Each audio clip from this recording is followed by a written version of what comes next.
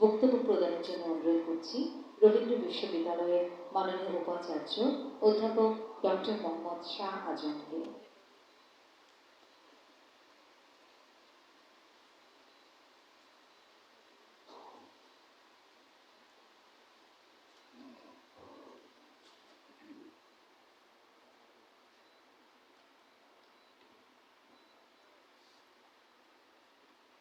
বিশ্বকবি রবীন্দ্রনাথ ঠাকুরের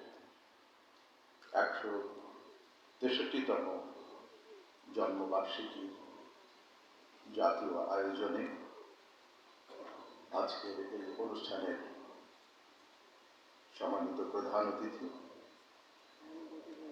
বাংলাদেশ জাতীয় সংসদের মাননীয় speaker doctor Shirin Sharmin Chowdhury MP, আজকের এই অধিবেশনের মাননীয় সভাপতি নাহিদ ইজাহার খান এমপি, মাননীয় প্রতিমন্ত্রী সংস্কৃতি মন্ত্রণালয়, উপস্থিত স্মারক বক্তা বিশিষ্ট নাট্যজন জনাব রামেন্দু মজুমদার, বিশেষ অতিথি জনাব খলিল আহমেদ, সচিব সংস্কৃতি মন্ত্রণালয় এবং বাংলাদেশ শিল্পকলা একাডেমির মহাপরিচালক জনাব লিয়াকত আলী লাকি, আপনাদের সকলকে শুভেচ্ছা জানিয়ে আমি আমার বক্তৃতা শুরু করছি। তার আগে আমি শুনলাম প্রকৃত অর্থে কবিগুরুর ১৬৩তম জন্মবার্ষিকী যে প্রতিপাদ্য নির্ধারিত হয়েছে যা যথার্থ, সোনার বাংলার স্বপ্ন ও বাস্তবতা, রবীন্দ্রনাথ থেকে বঙ্গবন্ধু। আমরা দেখেছি পৃথিবীতে যে দুজন মানুষ বাঙালি এবং বাংলাকে সগৌরবে তুলে ধরেছেন তারা হলেন বিশ্বকবি রবীন্দ্রনাথ ঠাকুর এবং আরেকজন উপাধি পেয়েছেন রাজনীতির কবি বঙ্গবন্ধু শেখ মুজিবুর রহমান। এবং তাদের দুজনের সম্পর্কে দুজনের মিল এবং যে ধারাবাহিকতা, রবীন্দ্রনাথের যে চেতনা এবং সেই চেতনার যে বাস্তবায়ন, এবং সেখান থেকে একটি কাল্পনিক সোনার বাংলাকে যেভাবে বাস্তবায়ন করা এবং এই বাস্তবায়ন করে দেখিয়েছেন জাতির পিতা বঙ্গবন্ধু শেখ মুজিবুর রহমান, তা আমরা আমাদের স্মারক বক্তার কাছ থেকে আমরা শুনেছি। আজকে কবিগুরুর জন্মদিনের বিশেষ অতিথি হিসেবে আমি এই জন্মদিন সম্পর্কে এবং কবিগুরু সম্পর্কে একটি প্রাসঙ্গিক কথা বলতে চাই। বাংলা ভাষা ও সাহিত্যে যে মানুষটির নিকট আমরা সব থেকে বেশি ঋণী তিনি হলেন রবীন্দ্রনাথ ঠাকুর। আজ থেকে ১৬২ বছর পূর্বে ব্রিটিশ উপনিবেশের এক প্রান্ত ভারতে জন্মেছিলেন এই কবি। উপনিবেশের বদ্ধ আবহাওয়ায় যেখানে সৃজনশীলতাই খাবি খায়, সেখানে এমন মহিরূপের বিকাশ আমাদের সমস্ত পূর্ব ধারণাকে বিপর্যস্ত করে দেয়। সাহিত্যের প্রায় সকল শাখায় এমন দুকুল প্লাবী সৃষ্টিধারা বাংলা সাহিত্যে শুধু নয়, বিশ্ব সাহিত্যের ইতিহাসেও বিরল। তার হাত ধরেই বাংলা সাহিত্য বিশ্ব সাহিত্যের দরবারে পৌঁছেছে এবং সাহিত্যের নোবেল পুরস্কার তার পরিচয়। তার কাছে বাঙালি ঋণী, বাংলা ভাষা ঋণী, কারণ একটি প্রাদেশিক ভাষাকে তিনি বিশ্ব সাহিত্যের দরবারে একটি সম্মানের জায়গায় নিয়ে গেছেন। তাই তার কাছে বাঙালির যে ঋণ, সেই ঋণটি আমি স্বীকার করতে চাই তাঁরই কথায়। তিনি বলেছেন, তোমারে যা দিতে চাই সে তোমারই দান, গ্রহণ করেছ যত, ঋণী তত করেছ আমাদের। আমরা জানি যে কবিগুরু রবীন্দ্রনাথ সাহিত্যের সকল শাখায় বিচরণ করেছেন। কবিতা, নাটক, ছোট গল্প, উপন্যাস, সব শাখাতেই কিন্তু তিনি যে শুধু বিচরণ করেছেন, লিখেছেন তাই নয়, তিনি সমাজের যে প্রচলিত রীতি, যে প্রচলিত ধারাটি ছিল সাহিত্যের, সেটাকে কিন্তু পরীক্ষা নিরীক্ষা করেছেন, ভেঙেছেন এবং নতুন একটি ধারা তৈরি করেছেন। এবং সেই ধারাটি হচ্ছে কল্যাণের, সেই ধারাটি হয়েছে মানবতার, এবং সেই ধারাটি হয়েছে মৃত্তিকা ঘনিষ্ঠ, সেই ধারাটি হয়েছে বাঙালির প্রকৃতি ঘনিষ্ঠ, যার ফলে আমরা রবীন্দ্রনাথ ঠাকুরের যে কাব্য, সেই কাব্যে দেখি যে তিনি চিরাচরিত যে মানব বন্দনা, অন্যের কোনো কথা, অন্যকে স্তুতি দেওয়া অন্যের, তার পরিবর্তে তিনি কিন্তু আত্ম উপলব্ধির কথা তিনি বলা শুরু করেছেন। এটি তার কাব্যের, তার সাহিত্যের, তার কবিতার একটি মাহাত্ম্য।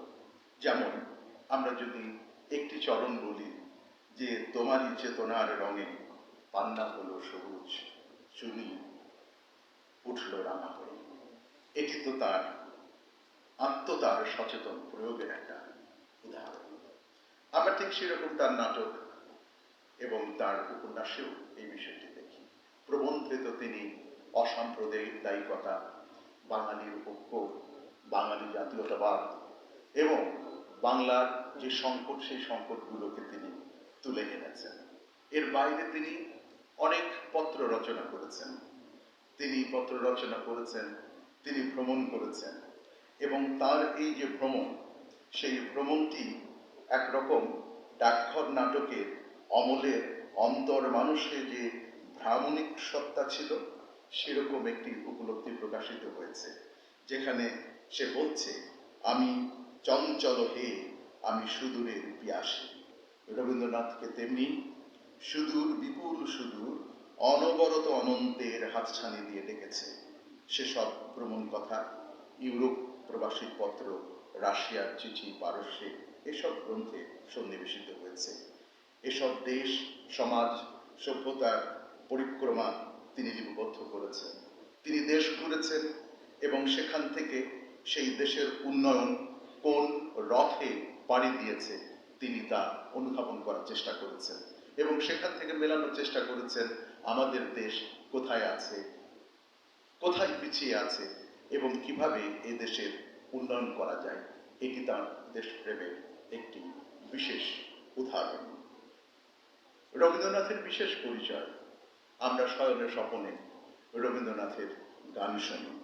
রবীন্দ্রনাথের গান আমাদের নিকট তৃষ্ণার শান্তি, প্রেমের অনিন্দ কুসুম, বিরহের সন্তাপ ভঞ্জন, চিরসুন্দরের অভিবন্দনা, বন্দি আত্মার বন্ধন নাশীর শক্তির নাম। সংকোচের বিহবলতা কাটিয়ে উঠে এক সূত্রে সহস্র জীবনকে স্বাধীনতার মন্ত্রে বাঁধার শক্তি আমরা রবীন্দ্রনাথের গান থেকে পেয়েছি।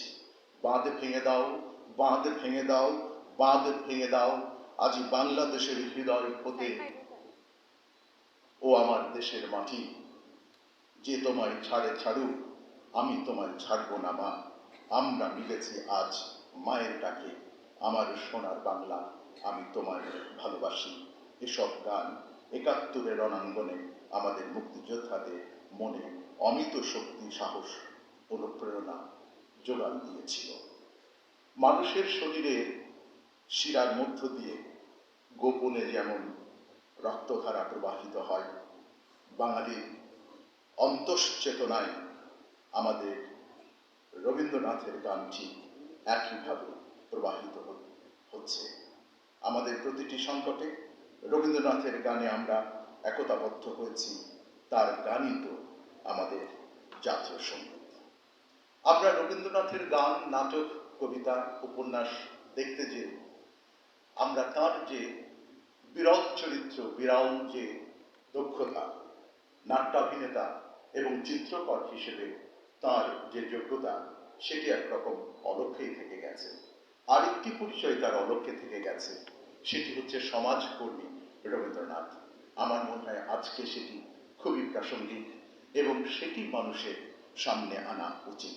একজন শিক্ষা চিন্তক হিসেবে বিশ্বভারতীর প্রতিষ্ঠা, শ্রীনিকেতনের প্রবর্তনা, অন্যদিকে পল্লী পুনর্গঠন, মানুষের পল্লী ব্যাংক স্থাপন, জামানতবিহীন ঋণদান, সমবায় ব্যবস্থার প্রচলন আমাদের আর এক রবীন্দ্রনাথের সঙ্গে পরিচয় করায়। কৃষির উন্নয়নের আধুনিকায়ন, প্রযুক্তির ব্যবহার চেয়েছিলেন রবীন্দ্রনাথ।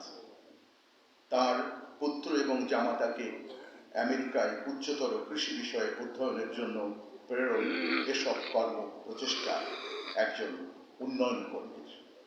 আজ আমরা জলবায়ু পরিবর্তনের কথা বলি। জলবায়ুর প্রভাব ও প্রতিক্রিয়া নিয়ে সরব ছিলেন রবীন্দ্রনাথ। তার সময়ে জলাধার সংস্কার, ভূ উপরিস্থ পানির ব্যবহার বাড়াতে চেয়েছিলেন তিনি। বৃক্ষরোপণ এবং এই বৃক্ষরোপণের জন্য পৃথক উৎসবের আয়োজন করতেন তিনি শান্তিনিকেতনে। এই উপলক্ষে তিনি অনেক গান কবিতা লিখেছেন। যেমন একটি গান, মরু বিজয়ের কেতন পোড়াও শূন্যে, হে প্রবল প্রাণ, ধুলিরে ধন্য করো করুণার পুণ্যে, হে কোমল প্রাণ। মৌনি মাটির মর্মের গান কবে উঠিবে ধনিয়া, মর তব রবে, মাধুরী ভরিবে ফুলে ফলে পল্লবে, হে মোহন প্রাণ। পথিক বন্ধু ছায়ায় আসন পাতি, এসো শ্যাম সুন্দর, এসো বাতাসের অধীর খেলার সাথী, মাতাও নীলাম্বর। রবীন্দ্রনাথ ঠাকুরকে আমরা নানাভাবে দেখেছি। তার যে স্বপ্ন একটি সোনার বাংলা, সেই সোনার বাংলাদেশকে একটি স্বাধীন বাংলাদেশ তৈরি করে বঙ্গবন্ধু শেখ মুজিবুর রহমান সর্বকালের সর্বশ্রেষ্ঠ বাঙালি হিসেবে পরিচিত হয়েছেন। এই দুজনের যুগলবন্দী আমাদেরকে চিরঋণী করে, আমাদেরকে অনুপ্রাণিত করে, আমাদেরকে সামনে যেতে উৎসাহিত করে।